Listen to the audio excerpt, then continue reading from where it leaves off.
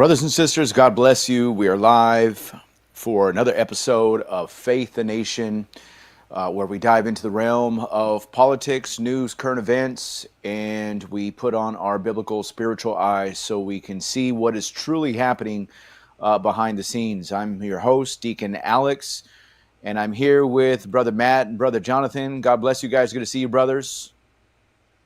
Hey, guys. What's going on? What's up? And for all you guys that are watching out there in YouTube, social media world, just want to give a quick shout out to you.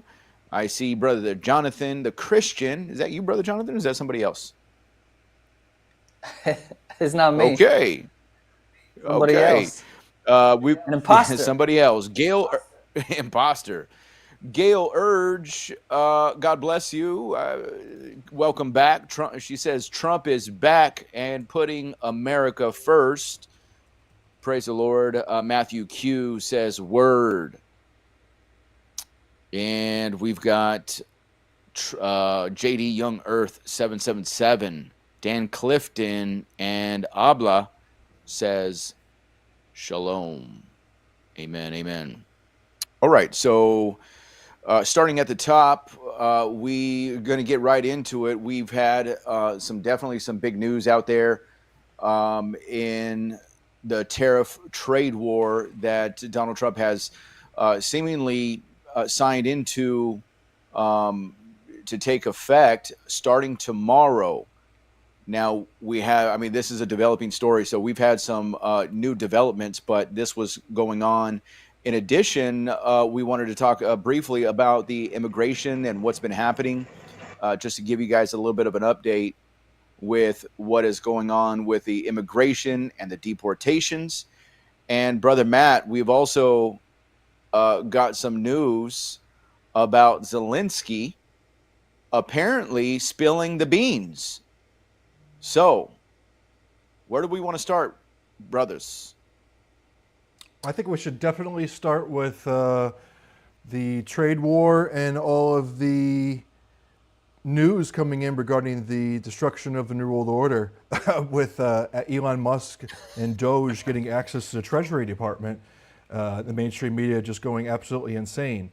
And absolutely alongside with that, Zelinski coming out, and really haven't been hearing anything about what Zelinski said on the mainstream news at all, but I think it's probably the biggest crazy thing of the week. Yeah, well, I think he's definitely spilling the beans.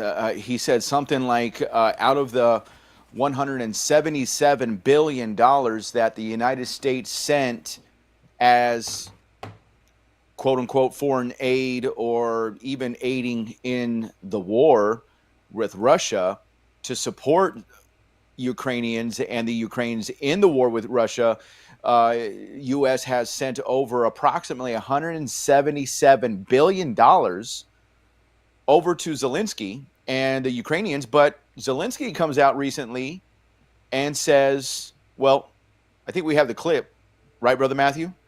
Maybe perhaps we can just hear it from Zelinski himself.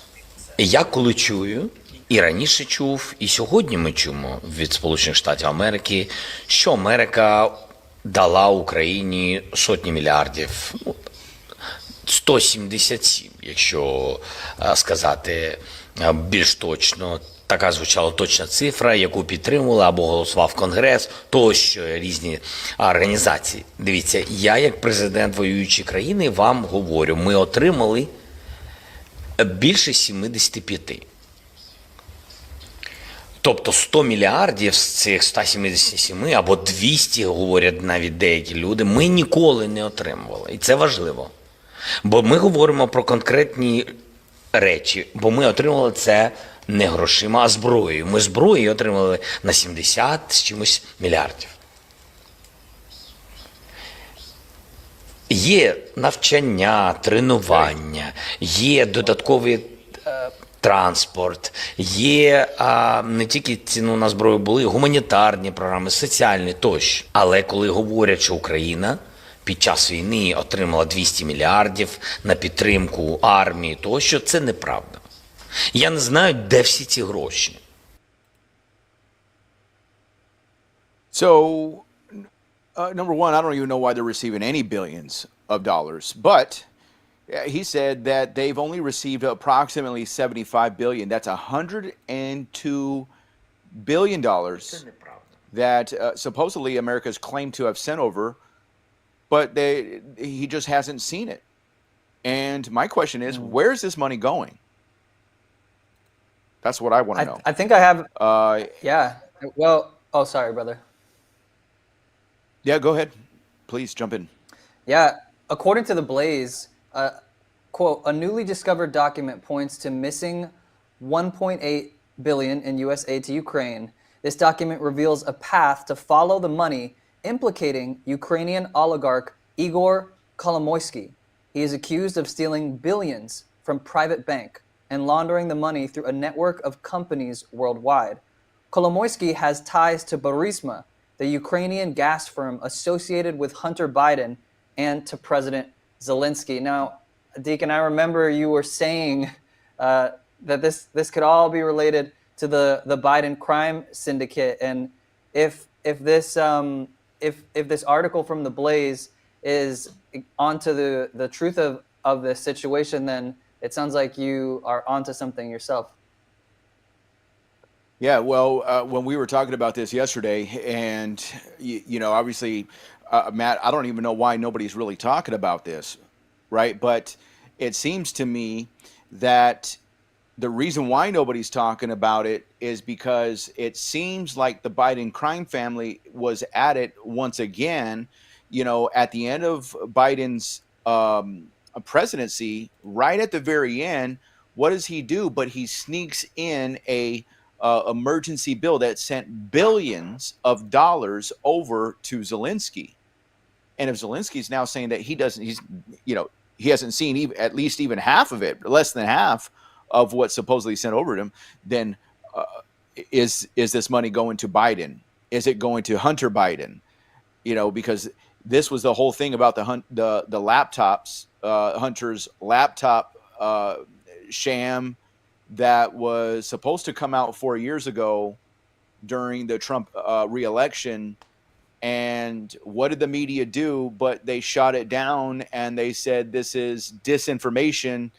And all social media was saying, hey, this is Russian disinformation. So they were forcing social medias to put it out there that it was false information. And what winds up happening is it was true. So what exactly is going on? Was it Biden? What do you think, Matt? Yeah, I mean, I think this we gotta remember this goes so far beyond the Hunter Biden laptop or Joe Biden. We gotta keep in mind these guys are simply puppets that have been representing the puppet masters for this little time period here. And one of the reasons why maybe this news is being overshadowed is because they actually have a narrative that they can discuss regarding Elon Musk, quote unquote, trying to break into the Treasury Department, and he shouldn't have access to our social security numbers and our names and our personal information. Whereas they really don't have, what are they going to say about Zelinski? Zelinski going on national television and stating this, I think, is a precursor that he's getting out ahead of the news that is coming regarding DOGE, regarding Elon and DOGE being inside the Treasury Department, where he anticipated that this reveal would be taking place, that they're going to be finding out where that money did go in the days to come. So Zelinski is actually ahead of the data that we've been able to establish within DOGE.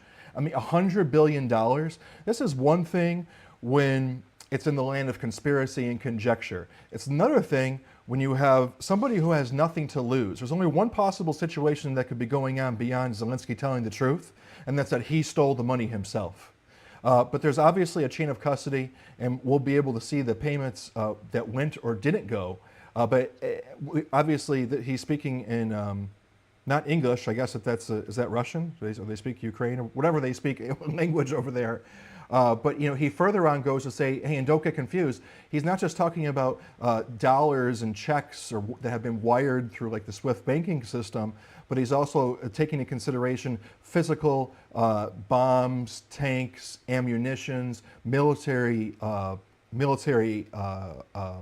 weaponry. That he's saying we have only received $70 billion So that means $100 billion out the window. And our narrative on our side the entire time has been that we believe that Ukraine, just like before Ukraine, Haiti had been, a money laundering operation. That definitely Ukraine now is 100% exposed. And where is that $100 billion? That information is coming out now as Elon Musk is just reporting on X. I mean, literally every 20, 30 minutes, the next post is a little bit too hard to believe. It's way too good to be true. Now, let me ask you something. I mean, because look, could it be that this news that is now coming out, obviously that would be big news. Now, the plane crashes that have been taking place, I mean, could that be that smoke and glass, smoke and mirrors effect to try to hide what is actually being put out into the media, and they, finagle some plane crashes because that's going to flood the airwaves? It just seems kind of fishy, all this timing that, is coming out. And obviously these types of things don't happen just because. Yeah. So, I mean, I think that if we weren't thinking this way, then we would be naive. As it looks on its face, it's sort of hard to sort of believe that, because these aren't terrorists that are running into like the World Trade Centers like we had on 9/11, where we could easily pinpoint it and say, okay, it's terrorists who are doing it, but the terrorists aren't actually real, or we actually funded the terrorist. Here we've got all these different isolated, seemingly accidental events, but 3 different aircraft events within 3 exact days. If something's not going on in the physical realm, it's definitely something's going on in the spiritual realm. This cannot be a coincidence. How is it you're gonna have 3 separate airplane events within 3 days, back to one another, and that's just a coincidence? But in the flesh and in the earthly realm, when we're looking at that, I really can't see any relationship amongst them, so we can only think conspiracy. God only knows what's going on in the second heaven right now. very interesting. As far as that, the Zelinski thing, you brought up a good point. He could be pocketing some of it. He could just be out there, but I don't know, man. I think I don't think it's coincidence that Biden was sneaking in some random bill at the end of his presidency. Obviously, he was doing things to kind of, put concrete in the pipes, basically, so to speak, in Washington, the White House, because he was getting evicted. And so, you saw all these things that he was doing with the money, with the bills, with basically trying to cut off the drilling and the oil off the shores of our coasts. And it just seemed like he was like, a bad tenant that was getting evicted and was upset about it. And so he was just trying to ruin the house. But I don't think he was just doing it just to do it. I mean, I think that there was obviously some type of money that he was receiving amongst whoever else was getting some of that money. I don't think he was getting all these hundreds of billions of dollars. So it was going somewhere for sure. Well, this is to keep the blackmail deep state intact. So in order to have this level of political intrigue taking over the United States, there has to be a channel of payoffs and bribery that's very wide. So that this level of finances we're only finding $100 billion. Elon is finding hundreds of billions of dollars right and left. At this rate, we'll be up to being able to save $1 trillion in a matter of a week. But all of this money goes to paying people to keep their mouth shut, knowing that they will all go to jail for their exact same crimes. Yeah. So, well, people need to start going to jail. That's all I mean. Oh, there's no way it's not and I going to think happen. Well, right. I mean, but Well, at least there's no. at least there's no way that the accusations aren't happening. Sure. Now this is what Trump is up against, right? And this is what essentially we are up against, and and I think we're making some dents in this, whatever establishment, these deep state. I think we're making some big dents. What's happening with DOGE? DOGE is, basically exposing the money laundering, the, $50 million that was going to Gaza for condoms. I don't know if you guys saw that.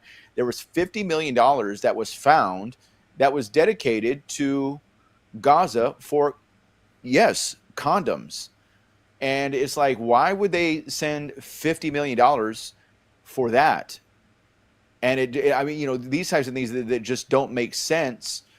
Why would they send that? And obviously there's something else, something much more sinister going on than, what is on the surface.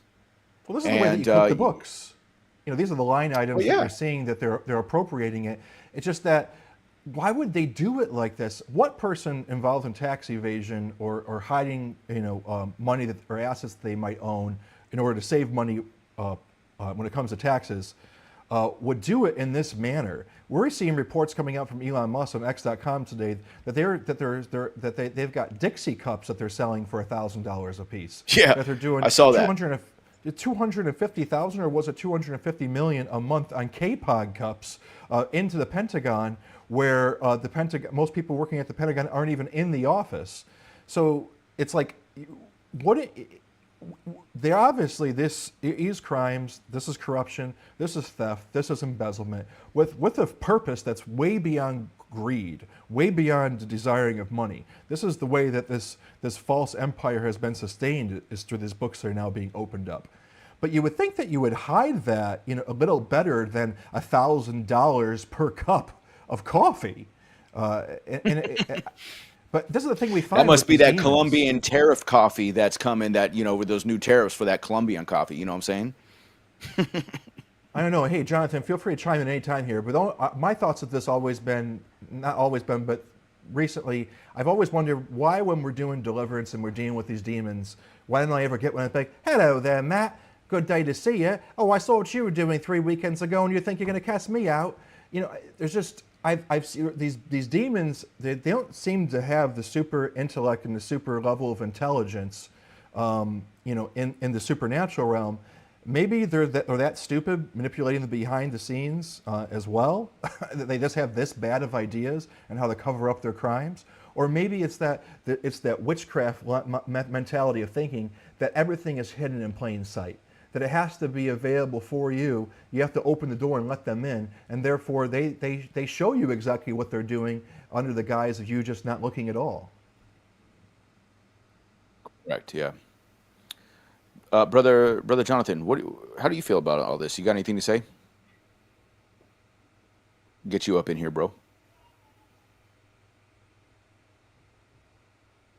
I can't hear Jonathan. Oh. That's all right. I'm not hearing you either, Jonathan. Check your microphone levels as soon as I see your audio coming through.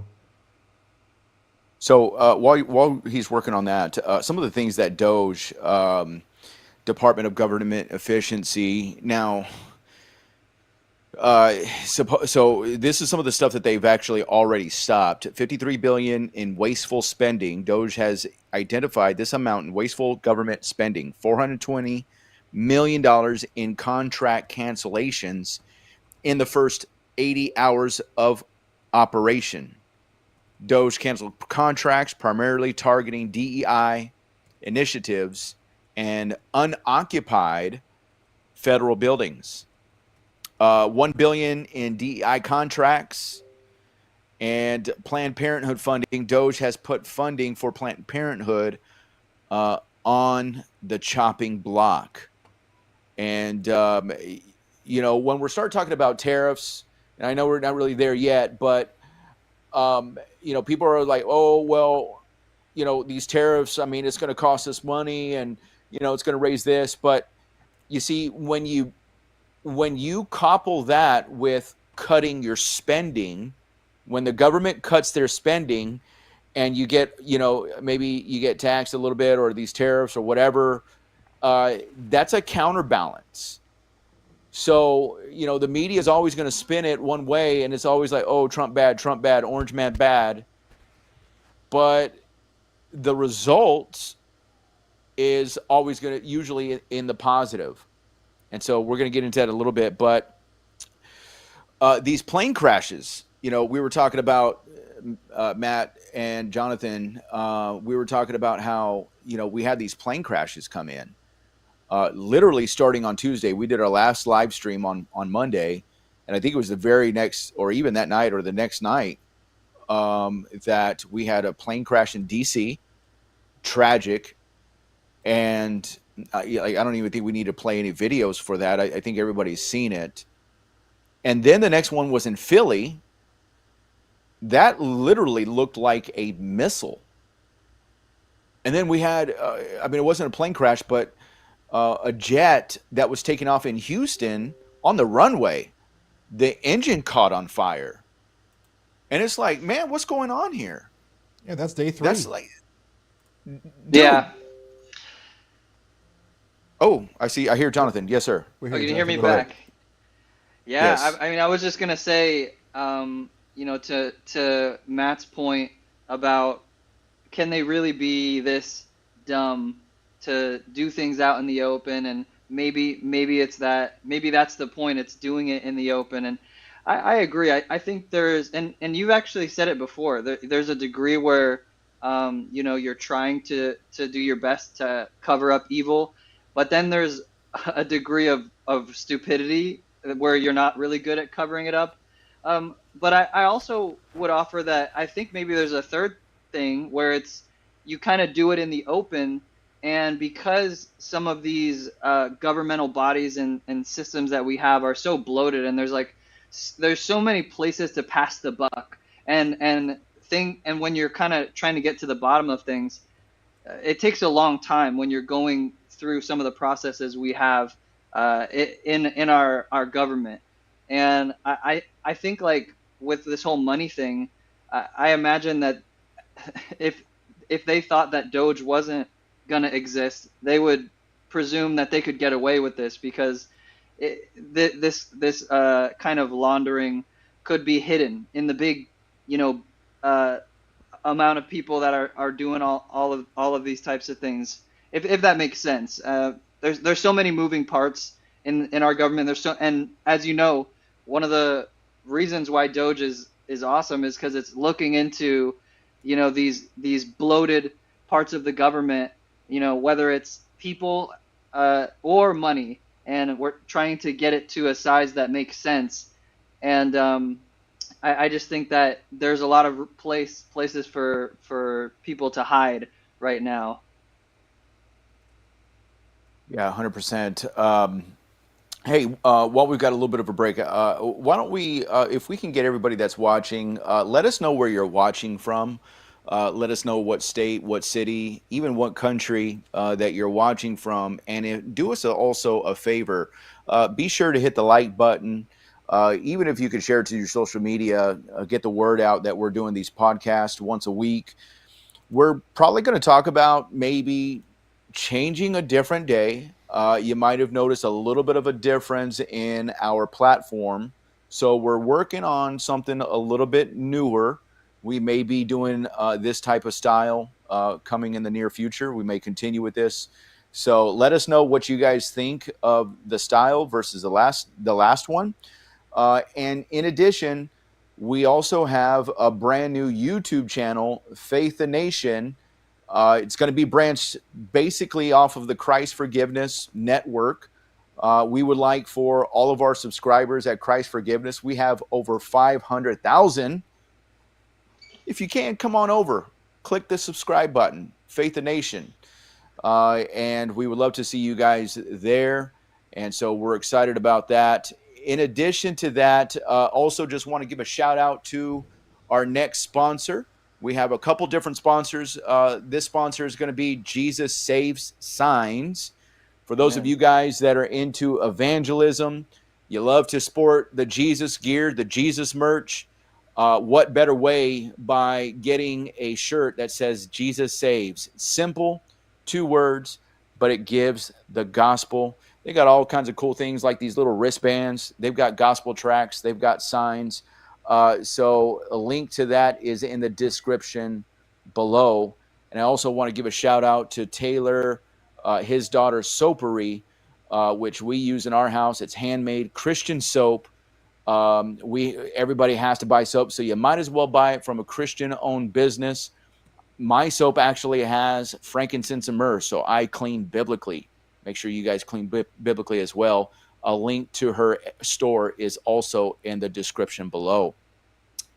Now let's get right into this. So, yeah, the planes. As far as the planes go, obviously it's a tragedy that people died. Um, but I mean, the first plane that the one that happened in DC. I mean, it's sad, but I mean, like it's like, man, how could that be? How can this happen when you're if you're flying a helicopter? Like even if you don't know how to fly a helicopter, like I don't think that you would like just not do anything. It looked like the helicopter was just directly aiming for this plane. And it's like even if you didn't know how to fly a helicopter, like you would have tried to have done something to get it to move the other way. Like I don't know anybody that wants to get in a crash. Nobody wants to get in a plane crash. Nobody wants to get in any kind of crash. I know when I'm driving a car, I don't want to get in a crash. Even when I used to drive a big old truck back in my, at another, job that I once had, I used to drive a big old truck. Truckers don't want to get in no crash, even though they're, largely going to be much bigger and cause more damage. Nobody wants to get in a crash. So it's hard for me to fathom that this helicopter just doesn't do anything except completely just go right into this plane. And it just doesn't make sense. Just doesn't make sense to me. And I do think that, I'm sorry, go ahead, Jonathan. No, I was just gonna say, for me personally, it doesn't make sense, but I want to wait a little bit longer to see, some more facts to come out on the matter because it's really it's hard to say. Like just like you said, it doesn't make sense. I can agree with that, but I really want to know a little bit more information. I want to know. I think they rescued the so-called black box of the airplane. I don't know if the helicopter has a quote unquote black box, but I would like to know a little bit more about the people flying it. I understand that it was a training of sorts that they were doing, a routine thing that happens often. But I want to know who was in there. I still don't exactly. Maybe that information has come out, but I haven't seen who was in there. What were they doing? What's their history? And what exactly happened? The same kind of thing happened when we had that submarine explode underwater, that Ocean Gate submarine. And right when it happened, there was a lot of questions and speculation that we had, and I feel like it took a while to get to what really happened. So I'm very curious what kind of information will be coming out in the next few weeks, hopefully, Lord willing. Yeah, I think we're talking about 10 to perhaps maybe 20 seconds worth of time. We don't have yet to see any video footage that's showing the helicopter and the airplane prior to the point of impact. We're only seeing at this point hundreds of feet, thousands of feet. So, listen, I'm the first person to jump onto the conspiracy bandwagon, and especially after we had what took place in Tennessee. Is it Tennessee? Is it? Something did happen in Tennessee. Mardi Gras. No, Mardi Gras. Is it the Mardi Gras? Mardi Gras. Yeah. Anyhow, from there, Yeah, and then the same New day Orleans. we've got the New Orleans. From the same day we've got what's happening in Las Vegas with the Tesla, and nothing comes to fruition at any of that. Literally, as that terrorist event was happening, I thought, oh, the terrorists are here. It's now starting. The false flag events are taking place. And now we've got 3 of these different airplanes attacks.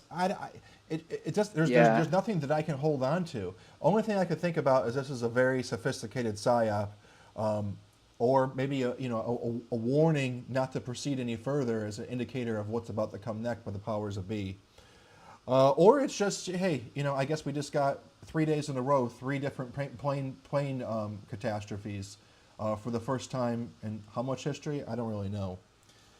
But I think if we weren't wearing our conspiracy hats, if we weren't wearing our conspiracy hats and thinking that way, then I think we'd just be gullible and dumb.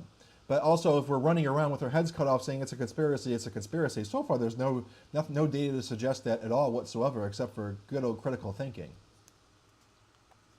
I do think that the people who oppose Trump are willing to do horrible things that could hurt innocent people in order to derail his presidency. And I just wanted to add that in there. Now, I don't I don't say But they would that want to blame him, everything that's right? happening. They want something to blame him. Right. You know, if planes going down, there's no Yeah. egg on his face. What does he have to do with it? But yeah, I hear you. I get that. But yeah, no, I get that. So I wouldn't say that everything is like that, but it's just even if stuff happens like that, people will still associate it with his presidency, even though it doesn't make sense to. They'll say, "Oh, that your presidency, that's when the people, that's when the rain didn't fall on the crops. That's when." I mean, they even said it about his election, even though it didn't make sense because history. There was a lot of great presidents that got elected when it was cold, but they were like, "Oh, look, even the weather hates him because of how cold it is for this election season. So look, three planes crashed during your presidency. So even though it doesn't have anything to do with him directly, there is this kind of overall kind of association that I feel like there's some sick people out there, unfortunately, that would be willing. I'm not saying it's this, but would be willing to do things like that just to kind of oppose him and kind of do whatever it can to paint a bad picture of him and leave a bad taste in the mouth of those who went through his 4 years. Yeah, I mean, I'm just like, we are winning so big in terms of government exposures and everything that's going on in DOGE. Where is if it's not the New World Order, if it's not the deep state, if it's not those people which were, in the White House for the last X number of years, they're responsible for these events, we know that these events are coming. So where are they? We're going to have these grade of wins. Donald Trump getting inside the presidency a few months earlier, them trying to take his head off. That was just a coincidence. That was just a bunch of lone wolf actors. 2 separate sort of terrorist events. Those are just lone wolf actors. And now 3 separate airline incidents. These are just lone wolf incidents. I really don't know what to make for it because I'm looking for the incoming attack, from the New World Order, from the powers that be, people that were just defeated. And if these are not them, then where is it? Because it definitely is going to be coming soon. Another thing I just wanted to say is, although I love what Elon Musk is doing, I can't wait till DOGE actually gets its own website. That as much as Elon's tied into DOGE, it would be great where we weren't hearing Elon's inside the Treasury Department, like this personal identity, so much individually to do with Elon. I think that's going to give the mainstream media a lot of narrative to attack us with, and to say, hey, they're letting Elon in. A lot of the focus does need to be sort of isolated from Elon. Of course, he's the head of DOGE, but as I'm watching CNN and watching MSNBC, and as they're able to pivot to their argument, which is Elon shouldn't have access to our social security numbers. Elon shouldn't have access to all this data. I don't think that that's credible, but also it would be nice if they weren't able to say that. Well, look, right now, all they can do is just attack. Every move that Donald Trump makes, whether it's an executive order, whether it's which the Lake and Riley bill, that was bipartisan for the most part. But, all these executive orders, the tariffs, everything that Donald Trump does, whether it's DOGE, whether it's Elon Musk, there's going to be a negative attack against everything that he's doing. But let's look at what he's doing. He's doing what he said he would do. He's doing what he said he would do and what the American voters voted for. 7 swing states. He won 7 swing states. He won the popular vote. He got a mandate from the American people to do what he said he was going to do. And now that he's doing it, now everybody's shocked and surprised, as though he wasn't supposed to do these things that he said he was going to do. He's not doing the politician thing by giving promises and then not doing. So everybody's going to be up in arms, and everything that he does, it's going to have a negative blast on the media. And that's why we want to bring the truth, right? We want to be on the side of truth. And it's almost like, our logo, it's the little shield, faith the nation, faith, the kind of like the armor, the shield of faith. Well, we got to have the belt of truth. So we want to arm, the believers with truth. What is actually happening? What is going on? And what is the spiritual implications behind everything that he's doing, if there is? And obviously we don't want to over spiritualize everything or anything like that. But, as far as like now, moving on with like these deportations, since Donald Trump has started these deportations, there's been about 8,000. I think the number is around 8,000.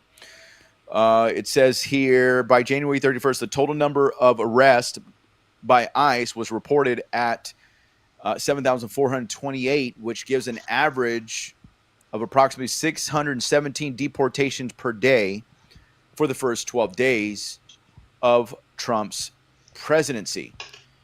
Now, why? What was the reason for the deportations? Well, obviously there was people that was illegal.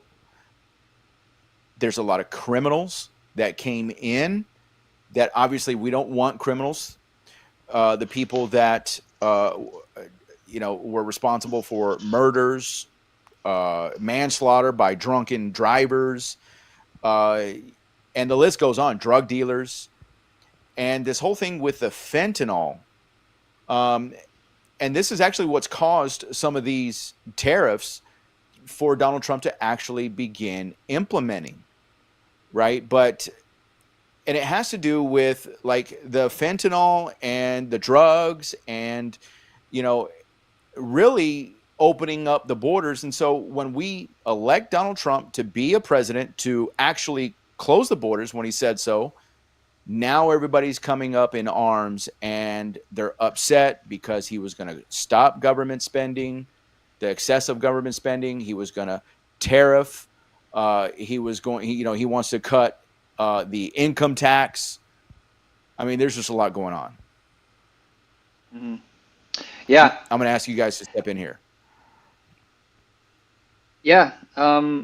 No, you're absolutely right. This is what everybody voted for him for. So the idea that things are happening that nobody expected, or this is crazy. This is exactly, like you said, Deacon, what people voted for, and the level of speed that we're seeing here, the dents, as you called it, Deacon Alex, that these dents, these victory dents that are happening, are incredible. I mean, I've never seen this amount of work being done so early on in a presidency. And again, I just think that's because he had the experience before those past 4 years and able to be in a place where he knows exactly what he do to get things done. Now, do I expect everything to be done without making any mistakes? No,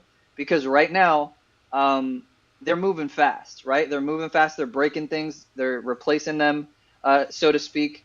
And there's definitely going to be some missteps along the way. But I really do love the overall what he's doing and the speed at which he's doing it.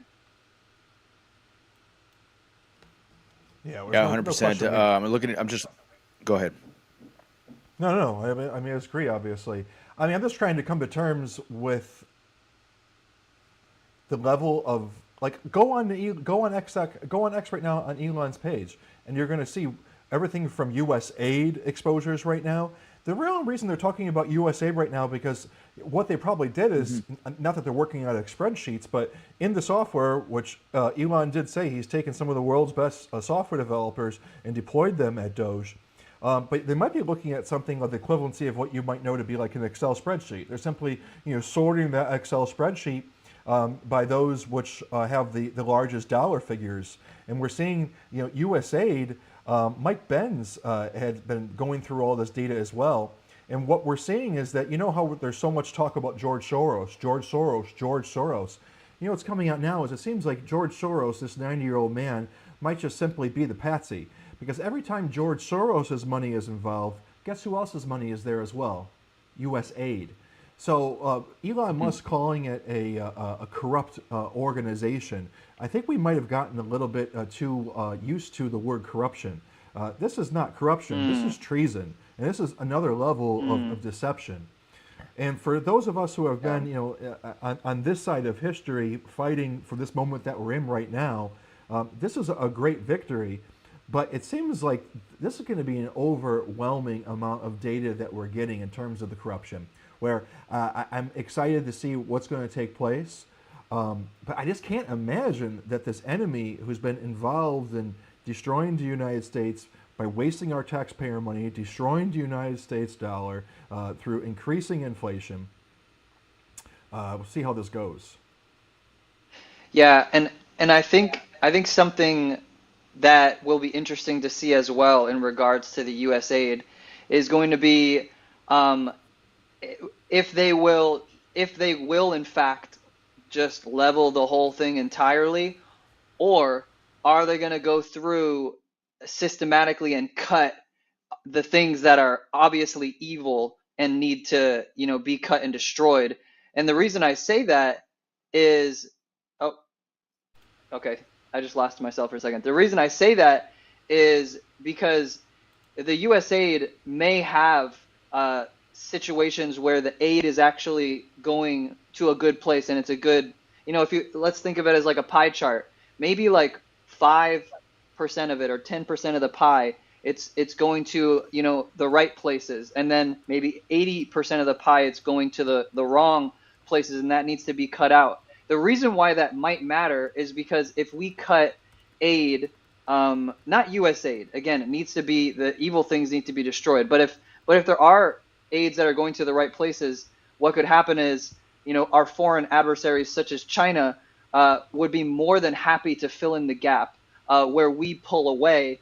They'll see an opportunity to come in the same way they've come into Panama. China. Yes. So China. that's actually a really good assessment. And but I think right now it's kind of just a pause for the most part. Correct me if I'm wrong.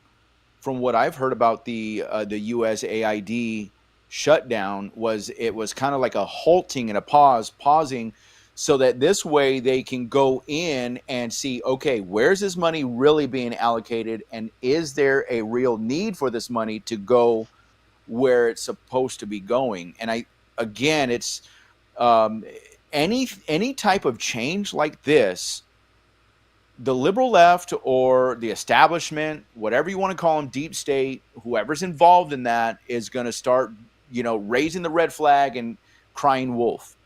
And that's what's going to be put out on the media.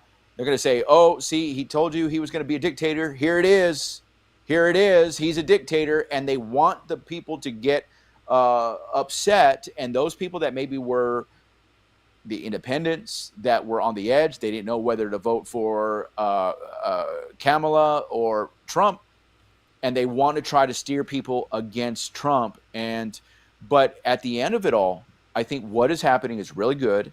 We need the halting of all this spending so that this way we can go and evaluate, because there's been such a corruption in this deep state, whatever's going on, whoever's behind all of it all, and we have to go in and evaluate it. So yes, it's everything we do, it's going to look drastic because we're fighting against something that was drastically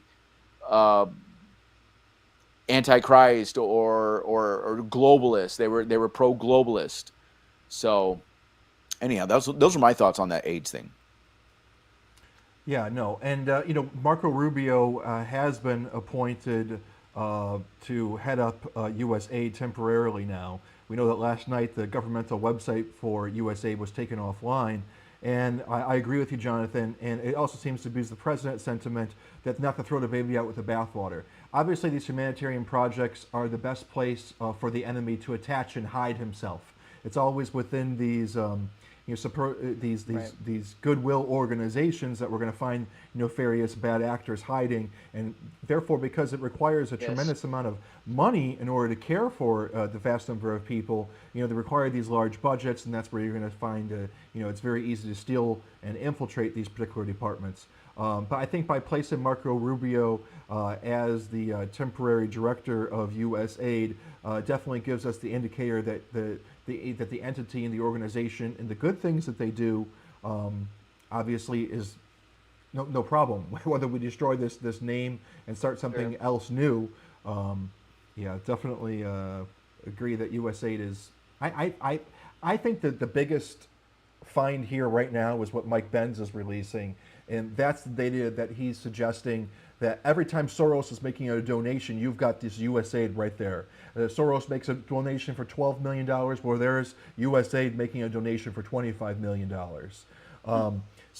When we have a government-funded organization like that directly responsible for going after Trump, 7 former CIA directors working on the board over there at USAID, it's one of these things where they've been caught in the hen house, and now we're just going to wait and see how they react to it. And the only way that they're reacting to it thus far is saying, hey, Elon shouldn't be allowed to be inside there. It seems like this probably would be something I would have expected to see in Trump's first term, draining the swamp, going into this U.S. Treasury database. Would have been like my fantasy of 2016 when I was trying to judge the credibility of whether Trump was a bad actor who was just trying to manipulate us. But now 2024, within 1 week of him being in office, the database to the Treasury is being opened up and all of the fraud being explained. I just want to say that that those people out there that are still believe that Trump is some sort of wolf in sheep's clothing, I always have respect for that idea, because I think you do have to take that under consideration.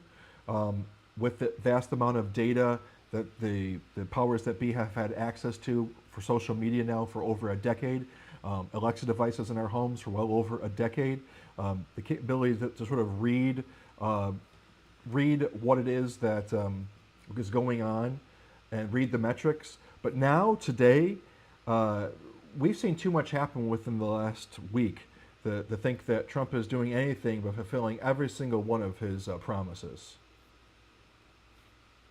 Yeah, 100%.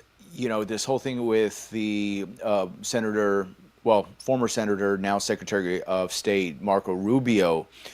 This guy, number one, he's a born-again believer, says that his Lord and Savior. He goes on and thanks as he gets sworn in as Secretary of State. He puts his hand up and he says, after he's sworn in, he says, I want to thank my Lord and Savior, Jesus Christ. The staffing that has been put in around Trump is I would say it's very pro-Christ, very pro-God. And, this whole idea about Donald Trump is the Antichrist. Number one, he's too old. He doesn't fit the qualification. He's going to be a good speaker. Donald Trump isn't really the best speaker. He's very sharp. He's very rough around the edges. He tells it like it is. That's not necessarily the one that's going to be swift in talking. There's a lot of things that gives the qualifications of the Antichrist in the Bible that Donald Trump is completely the opposite. The Antichrist is going to be very globalist. One world, new world order. Everybody's going to have to surrender to the mark of the beast. Like, Trump is going to be the complete opposite of that. Trump is a nationalist. If he's anything, he's a nationalist. He's America first. And that's what we're seeing played out with all of this. We're seeing America first being played out. We're seeing it happen with the walls, with deportation, with securing the borders. And now with this trade war that we have going on, which, again, the left or the liberals, what are they doing right now? What is the mainstream media telling us about this trade war? Is, Donald Trump promised you that he's going to lower the cost of eggs. What has he done so far? This is those tariffs. They're going to raise the cost, and what are they doing? They're flooding the population with fear to try to derail what Trump is trying to do with this America First agenda, securing the borders, stopping the fentanyl, the drugs that is killing millions of Americans by crossing the border. I heard this stat about fentanyl. Somebody can fact check me if you like. They stopped about 47 pounds of fentanyl coming from the Canadian border, and that was in comparison a small number to what was being crossed in Mexico. But when you look at how much damage 47 pounds can do, they said it was something like, I don't even want to over exaggerate, but I'm just going to say 1 million, but it was something like 9 million. But nonetheless, 9 million people, 1 million people, 47 pounds of fentanyl can kill up to 1 million people. It needs to be closed down. Not in and my that's family. what these tariffs, sorry? I was just joking. I said, not in my family. Well, listen, that's what these tariffs were for. The tariffs were to shut down the border, to get Canada and Mexico to do their part. And what happened? Trump signed it into office over the weekend. It was going to take effect starting tomorrow. And what did we see today?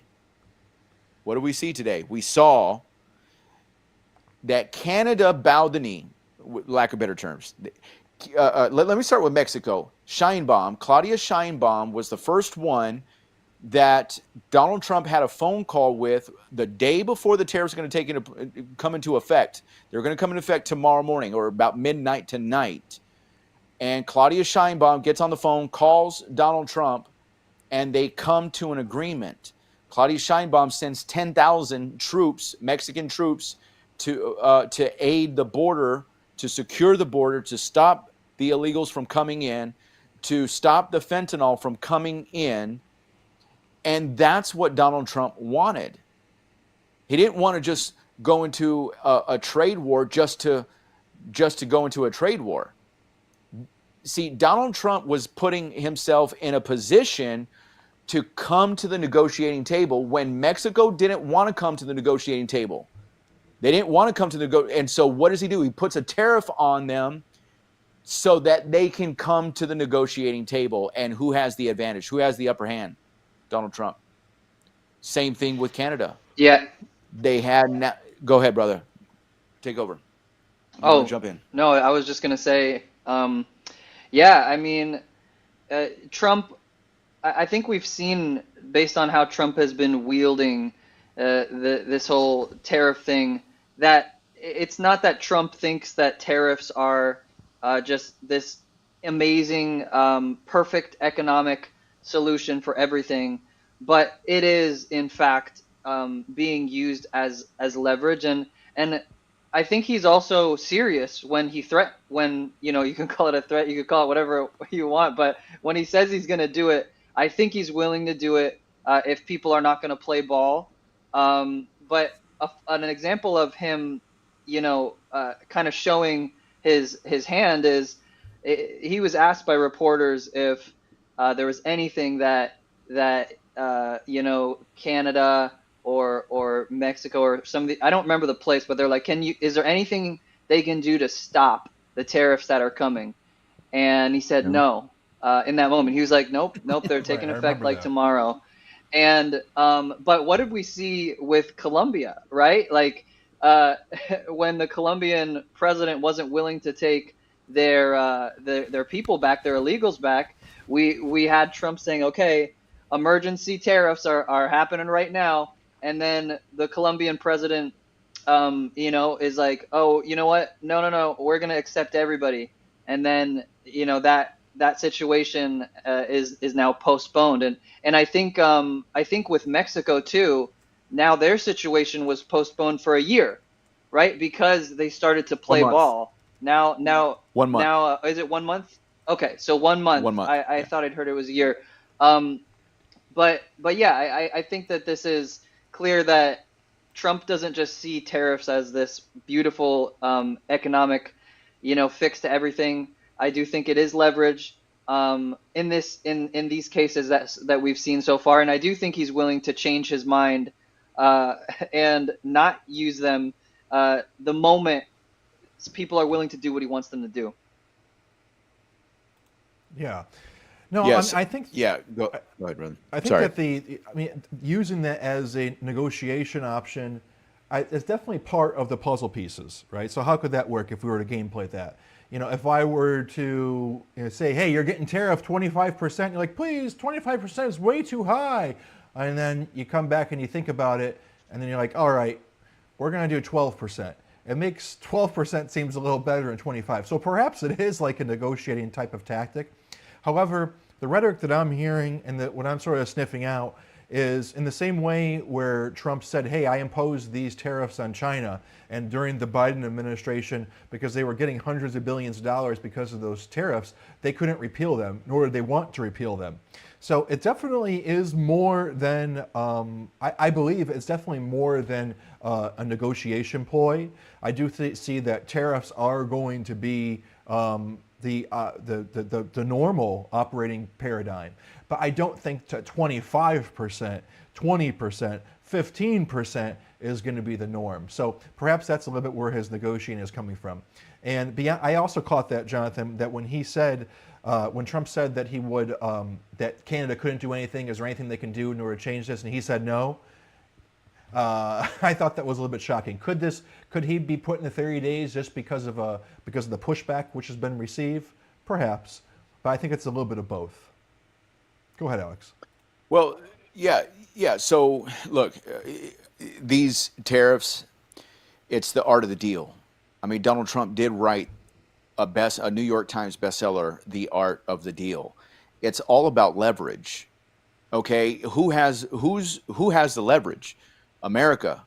We have the leverage. If I remember correctly, the stats are America's GDP from Canada is about 1.4%, and about 1.3% of America's GDP comes from Mexico, trade with Mexico. So obviously that's a very low number. Now, if you look on the opposite end of that spectrum, you have about, I think it's 30% of Canada's GDP comes from America. So that's a much larger dependence that Canada has on America than America has on Canada. Well, likewise with Mexico, Mexico has 40% of their GDP is dependent upon America. So who has the advantage here? Well, obviously America has the advantage. I mean, look, despite what anybody thinks, we're the superpower of the world. And I think Trump is utilizing that. But the problem was for the last 4 years, or when Trump wasn't in office, and then the years before that, we never used these things to our advantage because we've had globalists with globalist agenda that is giving everybody else access and letting everybody else use America. And we didn't just, we kind of just take it like, like we're supposed to or something like that. And so now we're finding out who really is the superpower. And we are the superpower. We have the military. Our military is the strongest, and our GDP is the strongest. And obviously, we have China that's trying to come in. And this is where you have now what is really known as the Monroe Doctrine that Trump is implementing. And this Monroe Doctrine came from the 1800s, where America is saying anywhere in this Western Hemisphere, we are in charge, and we're not going to let any foreign advocate or any foreign country come in and have influence in this Western Hemisphere. This is why Panama Canal is, well, that's another one. That's another country who yesterday, with the visit of Marco Rubio, basically, again, surrendered to America and said, okay, we're going to cut the ties with China. China's going to have to sell their ports, which they have at the Panama Canal. And now America is now again basically in control, with lack of better terms. We're not invading Panama. You can't invade Panama. This whole idea that Trump is going to invade Panama. Trump is never going to invade Panama. Panama doesn't even have an army. Like, that's what people don't realize. Panama has no army. Panama is supposed to be like the Swiss of the West. So they don't have an army. So it's not like they can defend themselves. So who's there to be their aid and who's there to be the defense? Obviously, it's going to be us. That's just like Canada. Who's going to be the defense of Canada if Canada gets invaded? It's going to be America. So this is why we have to have all the negotiating power. We have to be able to get what we're asking for, and we're asking for it within reason. Canada, just become our 51st state. Just kidding. That's for my Canadian friends out there.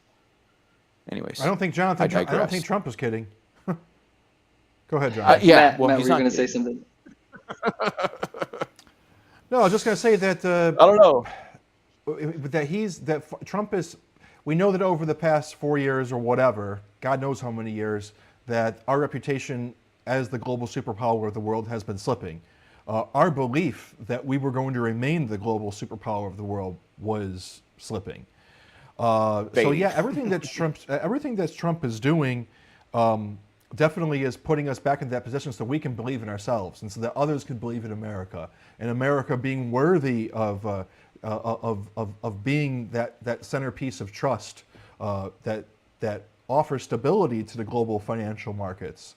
But I do also see transition, and it's a transition that I wasn't expecting, nor do I think it's coming down the pipeline so quickly. But I don't want to get I just don't want to concede the thought that we're going to be living in a place where, you know, Canada has no tariffs, or Canada has selective tariffs, or Mexico has selective tariffs. I think every country in the world is going to start having a significant tariff, probably under 10% to some effect, because I really do believe that Trump is setting us up for this golden age, which would be near the end of his tenure, or maybe somewhere in the middle, where he'll be able to look at and say, "Hey guys, look over here on the left. Look at all this money I've raised from the external revenue service." And by the end, he'll be able to look on the right and say, "Look all the money we've taken in the internal revenue server over at the IRS." And I think you're going to be able to find that these values are going to be very close. And the minute that we can demonstrate to the American people that we're capable of running this country without an income tax is the minute that we'll get out from underneath the stronghold of the Federal Reserve, which at least on the right-hand side of history in Austrian economics and such, in the libertarian circles, you know, the Federal Reserve is named to be one of the prime co-conspirators funding and running what's called commonly the deep state. So I would expect to see us hold on to some of these tariffs. Definitely, as you mentioned, the art of the deal. These are certainly negotiating tactics. But I also think that the mechanisms and the gears that Trump is touching with tariffs, okay, are not usually gears which are touched too frequently by the establishment. They might put citations on a particular country and embargoes and such here and there, but no one prior to Trump is using the tariffs in order to try to control the economy. And I think that transitioning coming is going to illustrate different options of how the United States' ability to make money, like they did prior to 1913 with the implementation of the income tax and the Federal Reserve. So it's one big picture. Way too good to be true. I mean, I never in a million years would have expected Trump to be positioning ourselves to get out from under the thumb of the Fed and the IRS. I mean, that is just another world of crazy that makes me expect incoming attacks any minute. And again, if these planes aren't the incoming attacks, if what happened in Louisiana wasn't the attacks, what happened in Los Angeles, the fires isn't the attacks, then one's got to be coming soon.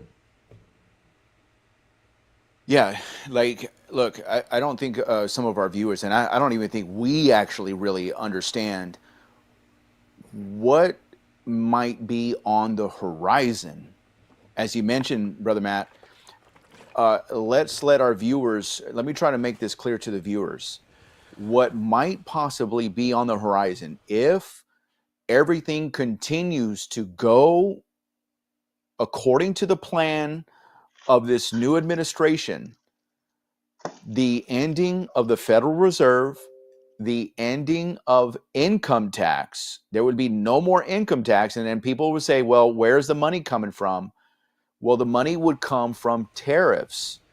There might be a little bit of a higher flat tax on all your purchasing, but then there's going to be a lot more money in your pocket because you're no longer funding this globalist agenda through what is known as the Federal Reserve. And so obviously what is on the horizon, or what possibly could be on the horizon, What's being again, hinted if at. everything goes, this was what's being hinted at, right? These are the things that, I mean, look, and if there's hints on it, it's in his radar. But again, we're not going to fully know exactly what is his plan, because again, it's about the art of the deal. Donald Trump isn't going to show his cards to everybody all at one time. But if there is hints, there's questions that are being asked to him about, hey, well, what do you think of the Fed? He's like, well, it's not good. It's not good. And then he asked him about, do you know so-and-so? He was like, yeah, I know. So we get along, but it's not good. And so I think what could be on the horizon, and I heard a little clip from a gentleman on Fox from Levin, Liberty with Levin.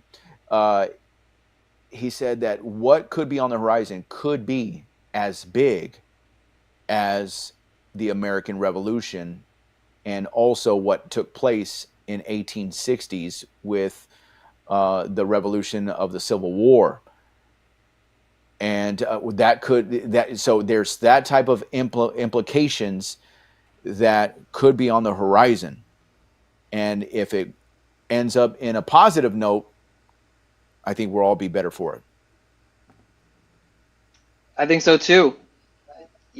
Trump did say that this is going to be the golden age of America. So, I would look forward to something like that. Speaking of the art of the deal, just wanted to talk a little bit more in depth about the victory that we've had in Panama.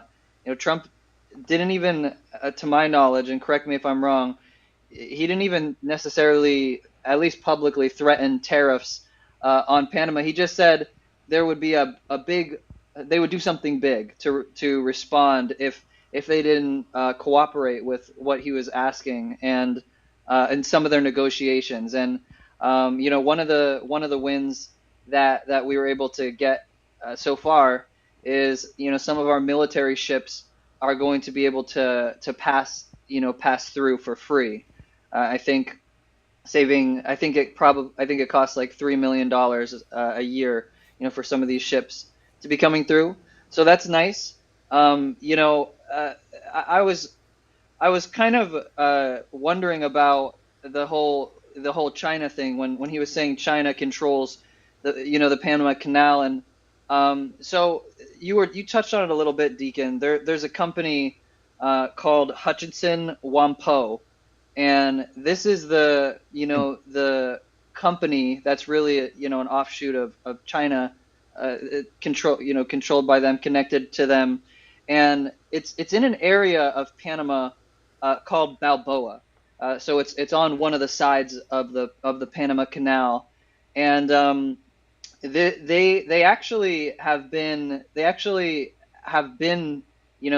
connected connected into that place since the early 2000s. I believe they signed an agreement on like 1999 actually, to be there.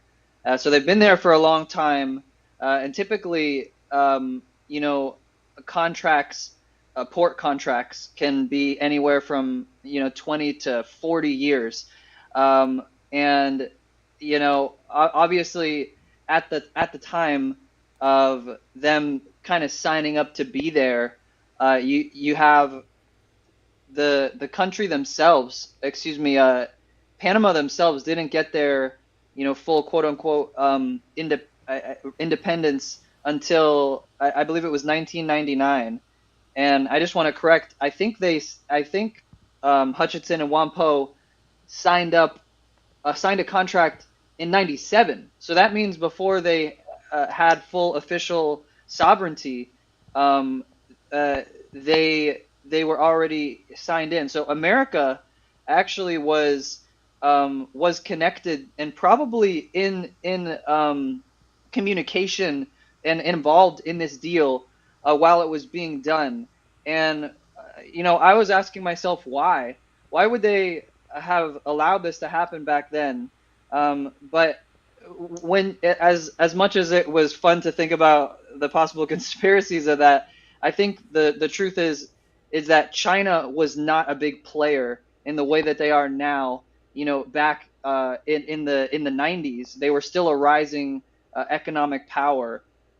So, I think that it wasn't really much of a concern, and actually, for countries to come in and have that kind of control over different, I forget what it's called, but when a country comes in and helps another country and sets up different infrastructures, America was very pro, global trade at that time and wanting to get things going. So having China establish and modernize the ports of Panama was actually like a positive thing at that time.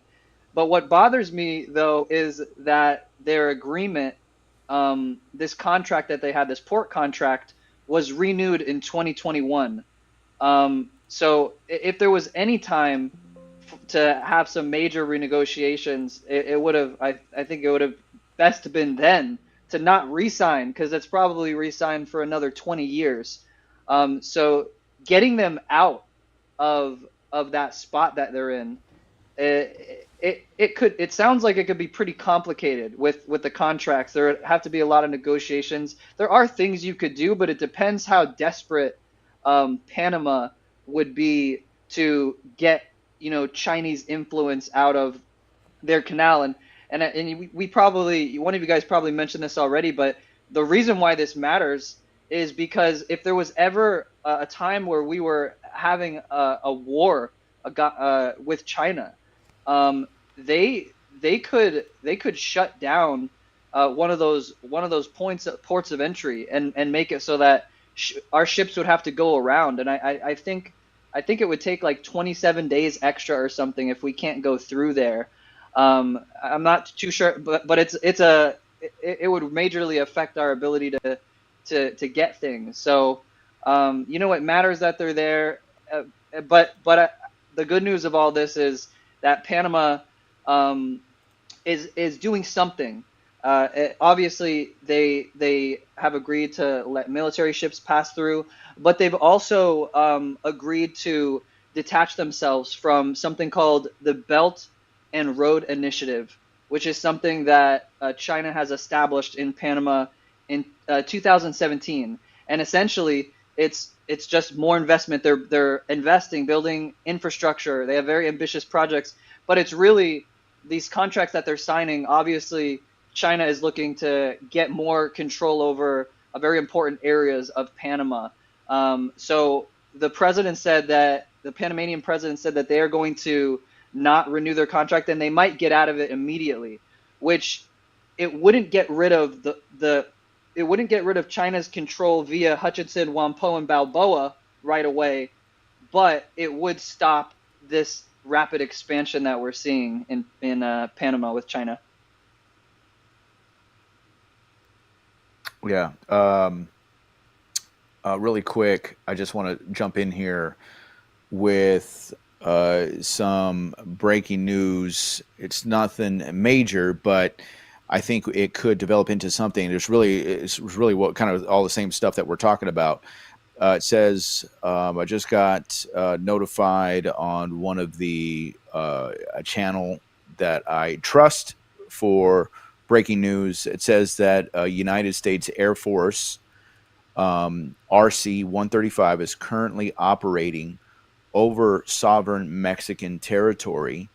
Cartels are being observed. This is the first time such capabilities are operating openly, and the key word is openly, over Mexican sovereign territory, clearing indicating an agreement was made by both countries. It says historically we tend to see shadow companies operate such flights, or it is done without public awareness. This is a significant deployment of U.S. military surveillance aircraft. And right now, so, and this is all part in, stopping the drug cartels that are in Mexico. And that's part of what Donald Trump has done by signing an executive order by labeling these Mexican cartels as terrorist organizations. And rightfully so. These terrorist organizations, let's look at other terrorist organizations that are a threat to America. I mean, there's no other organization that has killed more people than the drug cartels in America. So literally, drug cartels are probably the biggest killer. In fact, fentanyl, the biggest killer in the United States for the past, I don't even know how many years. So right now, so that executive order was able to put the Mexican cartels as official terrorist organizations, which would then give Donald Trump the authority to strike. And that's why Donald Trump needed Claudia Sheinbaum to come to the table. And these are the chess pieces that Donald Trump is playing. And these things are beginning to line up. And so it's like, okay, now I've got the Mexican government to come to the table. Now he's sending surveillance, and it's open. And I'm wondering if Donald Trump didn't say, hey, and we're going to start monitoring. We're going to start sending surveillance to find out where they live, where they're operating, where their forts are, their headquarters, their labs, whatever it is. And he's going to start monitoring. So I'm wondering if during that phone call, if this type of conversation didn't take place, because now all of a sudden, this is out in the open, and it's like everybody now knows America's surveilling is having military operations over Mexico. So, we could see something coming up. It's kind of, obviously, as that's just a developing story, but see if we keep you posted on that. So keep on the lookout for something like that to come up in the near future. Okay, so does anybody have anything else on the tariffs? I think No. Just exciting I times saw- overall. Yeah. Yeah, definitely exciting times. Agreed. I just did a poll. Should Canada become the 51st state? And 75% he said yes, and 25% said no. And I'm just kind of curious, who is the culprit that said no? We've been But, waiting for visas for a long time at Christ Forgiveness Ministries. Yeah, man, just make Pastor would really David help a us. citizen already. Come on. Sheesh. If we You know what? became We a- need to wouldn't have make- to worry about anything. Yeah, we need to make it a 51st state. I tried to ship something, brothers, the other day to Canada. I made a little T-shirt, and a brother wanted one of my T-shirts in Canada. I tried to ship it. Man, it's asking me all these questions. It's like, what kind of dude, it looked like math. It was asking me, and I didn't know any of this stuff. There was all these multiple choice questions, all these, I didn't recognize any of the words. And there was like 20 questions of these, and none of these things I recognized. And I'm like, man, this is so complicated. We need to make it easier to ship things. If they became the 51st state, it'd be easier to ship things. We need that. Yeah. I just want to give a shout out to those that have been watching. I've been seeing a lot from Dan Clifton. He's been active in the chat asking, what do we think about the ERS? And I'm assuming he means the IRS. No, he means the I'm External assuming. Revenue Service, the new Oh, tariff the revenue service that External Trump put Revenue together. Service. Yeah. Yeah, the external. Well, I haven't done enough researching about that. Matt, what do you think of the ERS? Well, that's what he's putting together right now. Just another ledger, another chart of accounts. Whereas the IRS is keeping track of money coming in from income taxes, this is just going to be another line item that shows the total of the money coming in from all of the tariffs. And tariffs isn't the only way by which we can derive external revenue. So yeah, it's the way this country was ran before 1913. We got a good amount of period of time where we functioned without the existence of a national personal income tax. An income tax which we pay money for our income taxes, yearly, and then we pay the sales taxes, and we pay often taxes 2 or 3 times on our own existing money, and this is nowhere even near the pipeline of the narrative that Donald Trump has been, campaigning on. Don never campaigned on ending the Federal Reserve. He did campaign on minimizing taxes, right? But this is just way too good to be true in terms of, what might be the big plan here. I'm just really, really excited and scared, right? To be honest with you, I sort of can't get a grip on reality because they keep hitting us with terrorist attacks that I think in the moment is a terrorist attack. I'm like, this is it. And it's like, oh no, that was just an idiot.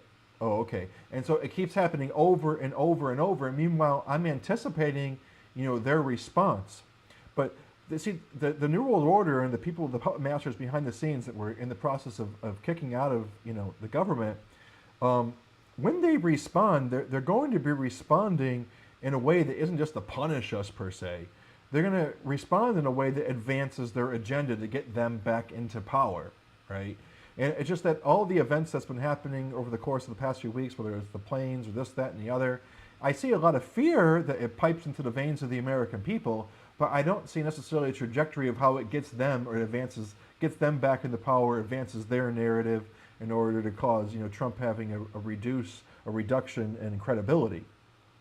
So we just got to be really paying attention to what's going on, especially out of Elon Musk and a lot of DOGE here every single day, at least for the next week, because incredibly large revelations are still to come. Yeah. Amen. Also, just want to mention too, it's also recent developments. Also, as it says that Egypt has completely violated what is known as the Camp David peace agreement between Israel and Egypt, which specifically demands the demilitarization of the Sinai Peninsula. Egypt is amassing a large number of tanks and armored vehicles in the region. And so, that is going to go against the peace agreement that would have been made from when Israel had, I believe it was the 1967 war, when Israel took over the Sinai Peninsula, but only later to give back the Sinai Peninsula roughly, I think it was about 5 to 7 years later. And they gave back the Sinai Peninsula along with Gaza so let me just point that out. Gaza used to be Egyptian, by the way. Now, obviously, we know the long-term history of Gaza would have been the land of the Philistines, which ultimately would have been Israel and part of the land of Judah. But, obviously, it was always going to be a fight.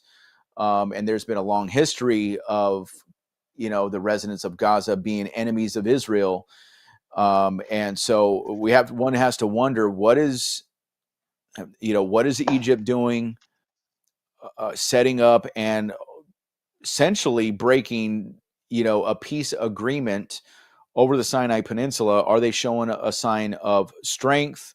Are they trying to project a sign of war against Israel? And we know that there's a lot of tensions right now, being in the fact that, Donald Trump is trying to solve what is the problem of, what going on with Gaza. Matter of fact, Benjamin Netanyahu is actually in Washington, D.C. As we speak, and he is visiting with Donald Trump, and they're going to be discussing what are going to be the next move forward with the Hamas and the hostages. There's been some hostages been released. There's been terrorists that have been released back into Gaza, and so it's what is going to be the next moves going forward. That is something that I'll probably be covering a little bit, in a little bit of a monologue where I'll maybe take some 10-minute video clips to kind of discuss what is taking place over there. Just to keep those that are watching Faith the Nation, keep you guys up to date with all of that. But I just wanted to bring that out. That's actually breaking news as well, with Egypt beginning to try to show a little bit of a military strength in the Sinai Peninsula. So, but that being said, I mean, what are some of your guys' final thoughts on, the tariffs, the Mexico, Canada, Panama? What are some of you guys' final thoughts? Yeah, I think that I think that overall the direction that we're going is good. I think that right now, we're this is an important moment with the tariffs because uh, as as as good as it has been so far with Mexico specifically, because Canada, there hasn't really been any clear indications of what Trump wants from Canada, although there has been some hints. He did drop a hint and say, why can't we open banks there? So I heard him say that. So we don't know yet what he wants exactly. At least I don't know what he wants exactly. So it's an important moment because as much as again we've seen some countries play ball, so to speak, we also see right now, Canada saying we're going to do a blanket retaliatory 25% tax. Obviously, we talked earlier, that's not really going to work in the long term for them, right? Because we have like a 27 trillion, versus their 3 trillion, GDP going on, but and it's like the same thing with Mexico. But again, Mexico, we have the president. She did agree to send 10,000 troops to the border, and is obviously working with the president of the United States. But again, she has also come out and said, well, we're doing a plan B as well because we gotta we're fighters. We gotta get what belongs to us too, and we're not just gonna get pushed around. But we'll see. We'll see. So this is a very kind of pivotal point for the tariffs, I think. I'm excited for what's obviously what I was sharing in Panama. I'm very excited about Panama. I really do think that could change a lot because when America was in full control of it, I understand that there was obviously tensions and things were going on, and America wanted to placate all of the noise by just giving the Panama control of the canal. But I think there's something great that can happen there. And all these accidents that have been happening, I agree with Matt. Like, it's one thing to just be like, okay, if it is in fact a coincidence in this sense of the world, then in the spiritual something's definitely going on. So I'm definitely paying attention, and I'm gonna be. I mean, I pray always, but man, if there's anything to pray for, it's right now. There's some stuff going on right now, and so just pray for our nation. Pray for President Trump to have a full born again experience, and all of the leaders of our nation as well.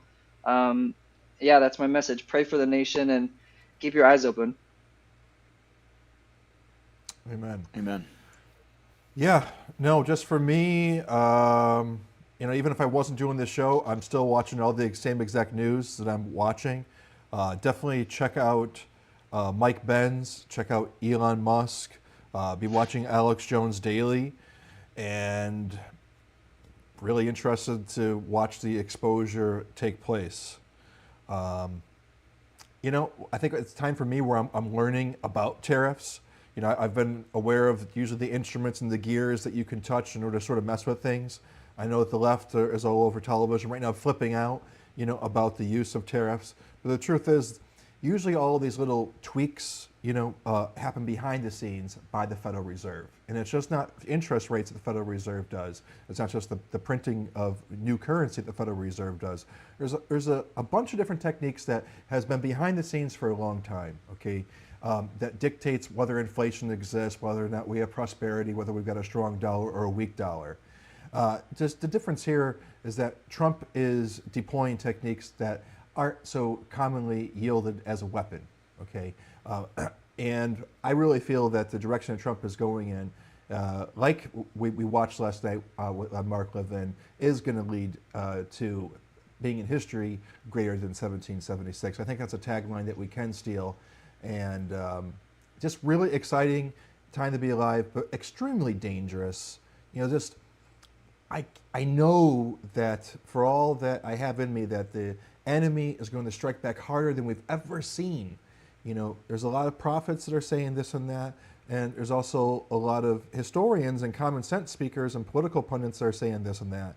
I really do think for all of us not to, just jump on a fear train. But doesn't common sense mean we should really be preparing? This is a little bit too much winning.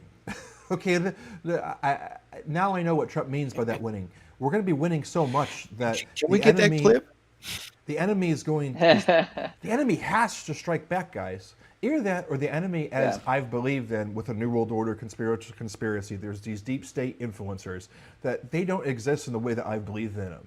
Maybe they're not as well organized and under one accord, okay, as we have led to believe.